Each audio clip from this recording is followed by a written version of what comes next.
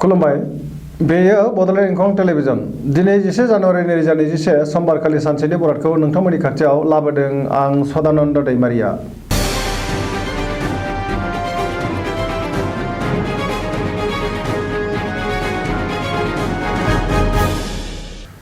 सिगां फरायथिन लादों मेष राशि दिनैनि साना बारा मोजां नङा सुथुरा बांगोन गोसोखौ गोबां गुलुं गुजुं मोनगोन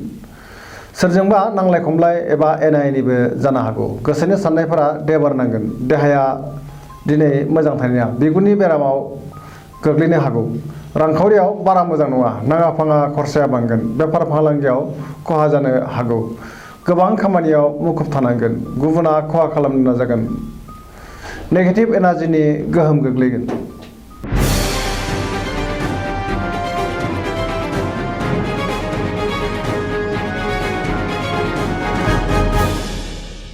वृष राशि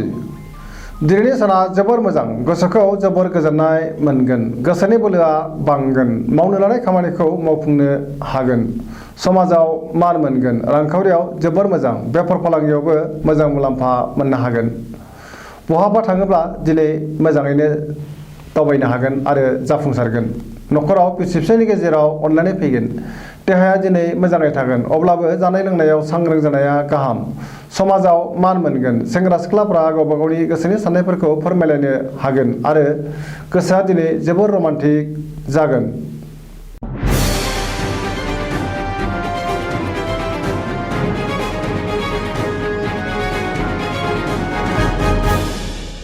मिथुन राशि दिनैनि साना मोजां आरो गाज्रिनि गेजेरजों बाबेनलांगोन मावनो लानाय खामानिखौ थि समावनो मावफुंनो हानाय नङा गोब्राब जागोन गोसोखौ गुलाय गुजाय मोनगोन देहाया दिनै मोजाङै थागोन अब्लाबो जानाय लोंनायाव सांग्रां जानायनि गोनांथि दङ रांखावरियाव मोजां बेफार फालांगियावबो मोजां न'खराव बिसि फिसायनि गेजेराव अनलायनाय फैगोन समाजाव दिनै मान मोनगोन लोगो लेवा बांसोगारगोन गोसोनि बोलोआ बांगोन गोसोनि साननायफोरा जाफुंगोन सोरनिबा सायाव जोबोर रागा जोंफ्लांनो हागौ गोसोखौ हमथानाया गाहाम।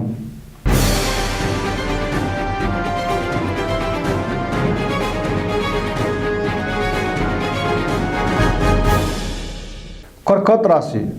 दिनैनि साना बारा मोजां नङा गोसोआव गोनो गोथो साननाय फैगोन मावनो लानाय खामानिखौ मावफुंनो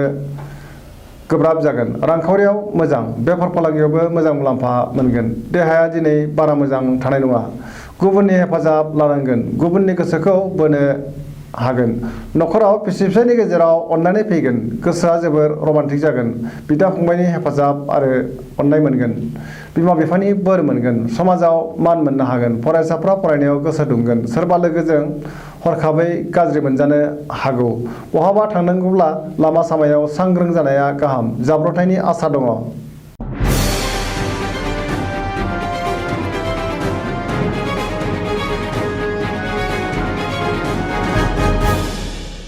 सिंह राशि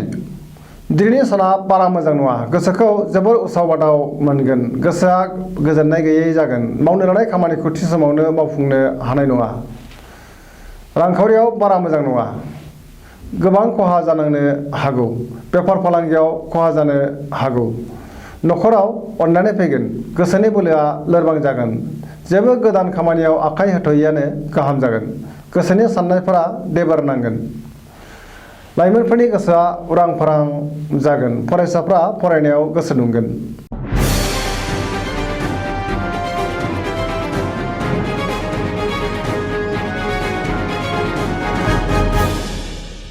कन्या राशि दिनैनि साना जोबोर मोजां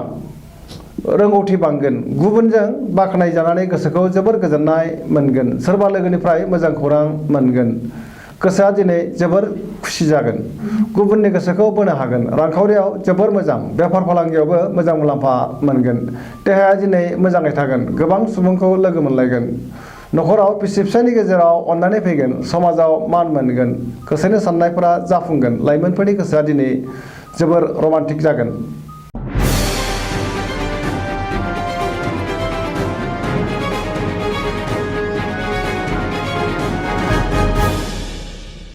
तुला राशि दिनैनि साना जोबोर मोजां, गोसोखौ जोबोर गोजोननाय मोनगोन, गोसोनि बोलोआ बांगोन, गोसोनि साननायफोरा जाफुंगोन, मावनो लानाय खामानिखौ थि समावनो मावफुंनो हागोन। देहाया दिनै मोजाङै थागोन, रांखावरियाव जोबोर मोजां, मोननो गोनां धोनखौ दिनै मोननो हागोन, नखराव बिसि फिसायनि गेजेराव अननानै फैगोन। फरायसाफ्रा फरायनायाव गोसो दुंखांगोन, लोगोफोरनि हेफाजाब मोनगोन, समाजाव गोबां मान मोननो हागोन, गोसोनि साननायफोरा जाफुंगोन।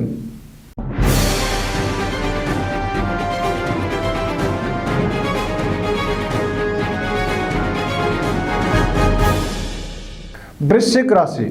दिनैनि साना जोबोर मोजां,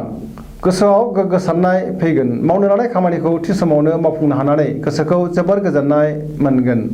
गोसोनि साननायफोरा जाफुंगोन, गोसोनि बोलोआ बांगोन, समाजाव दिनै मान मोननो हागोन, नखराव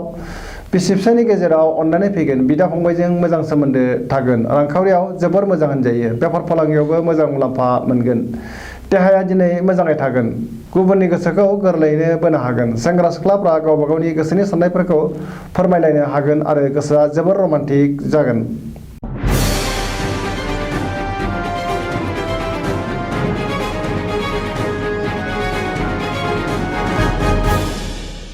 धनु राशि,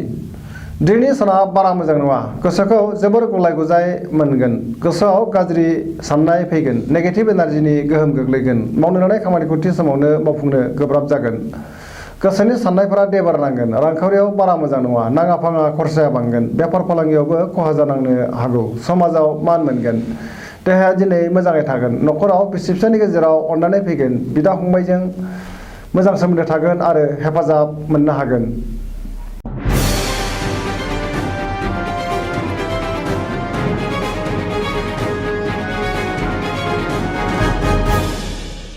मकर राशि,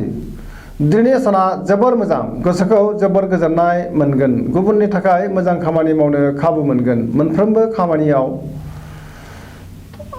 आखाइ होयोब्ला जाफुंसारगोन, रांखावरियाव मोजां, बेफार फालांगियाव मोजां मुलाम्फा मोनगोन, नखराव बिसि फिसायनि गेजेराव अननानै फैगोन, सोरबा मुंदांखा सुबुंजों लोगो मोननायनि खाबु जागोन, मोननो गोनां धोनखौ दिनै मोननो हागोन, लाइमोनफोरनि गोसोआ जोबोर रमान्टिक जागोन।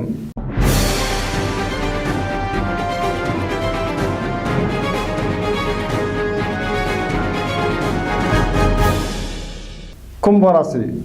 दिनैनि साना जोबोर मोजां, गोसोखौ जोबोर गोजोननाय मोनगोन, मावनो लानाय खामानिखौ थि समावनो मावफुंनो हागोन, समाजाव गोबां मान मोनगोन, गोबां मुंदांखा सुबुंजों लोगो मोनलायगोन,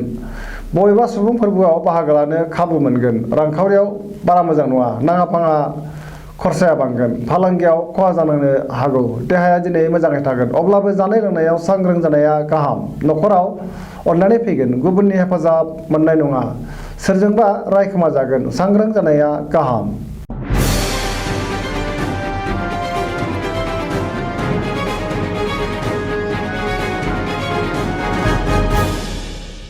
मीन राशि, दिनैनि साना मोजां आरो गाज्रिनि गेजेरजों बाबेनलांगोन, गोसोखौ जोबोर गोनो गोथो मोनगोन, सोरबाया खहा खालामनो नाजागोन, गोसोनि बोलोआ अदेबानि बांगोन, गावनि गोसोनि साननायखौ गुबुननो दा फोरमाय, नङाब्ला गुबुना फोथायनाय नङा, देहाया मोजाङै थागोन, रांखावरियाव मोजां, बेफार फालांगियावबो मोजां, नखराव बिसि फिसायनि गेजेराव अननानै फैगोन, माबाफोर गोदान खामानि मावनो लायोब्ला गुबुननाव बोसोन लायाजासे मावोब्ला खहा जानायनि सम्भावना दङ, सेंग्रा सिख्लाफ्रा गोसोखौ जोबोर रमान्टिक मोनगोन, देहायाव बानाय फैगोन, बहाबा